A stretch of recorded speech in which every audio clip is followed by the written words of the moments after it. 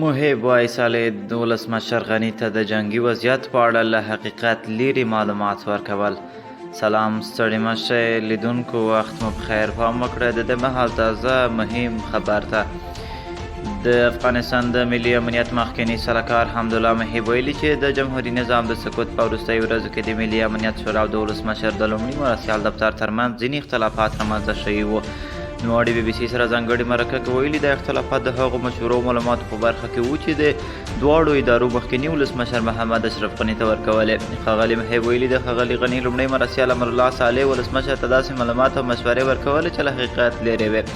د دې پوښتنې په ځواب کې چې د خپلې وروستۍ دندې په ورځو کې تر ټولو لویه تېروتنه څه وه، ښاغلي محب وویل کله چې جنګي حالت رامنځته شو د ادارو ترمنځ ټکر راغلی و. معاون صاحب اول هم ډېره علاقمندي درلوده په امنیتي سکتور کې.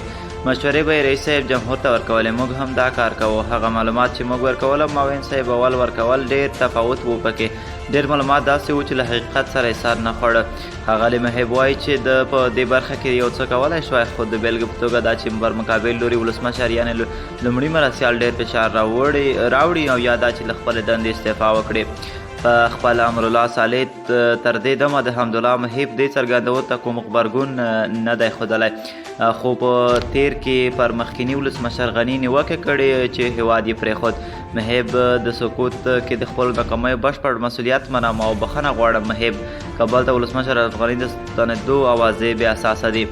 په 13 اګست کې د پخواني جمهوري نظام له سقوط وروسته ګڼو مخکینیو چارواکو یو بل ته د پړې ګوتې نیولې وې. د ملي مصالحې عالي شورا مخکیني مشر عبدالله د کابل د سقوط په ورځ په یوه لنډ ویډیویي کلیپ کې ولسمشر غني ملامت کړی و چې د ده په ټکو ولس یې په بد وضعیت کې پرېښود. یو شمېر پخوانیو چارواکو بیا په خپله حمدالله محب ملامت کړی او تور لګوي چې د ملي امنیت سلاکار د نورو وزارتونو او دولتي ادارو په دندو کې لاسوهنه کوله. خو ښاغلي محب له بي بي سي سره مرکه کې دا تورونه رد کړل او ټینګار یې وکړ چې د جمهوري نظام پر مهال هر وزارت او ادارې خپل واکونه او مسؤلیتونه درلودل. کابل ته د طالبانو له ننوتلو وروسته د پخواني نظام ګډ چارواکي له هېواده ووتل او دا مهال د نړۍ بېلابېلو برخو کې میشت دي. په خپله ولسمشر محمد اشرف غني مخ د متحده عربي امارات ته ولاړ او تر دې دمه د هغه هېواد د حکومت د میلمه په توګه هلته میشت دی. د نوموړي د لومړي مرستیال امرالله صالح کره ځایګی نه دی معلوم، خو داسې ګمان کیږي چې په تاجکستان کې دی او له هغه ځایه د ملي مقاومت جبهې سره خپل پلانونه، نظریات او شریکوي.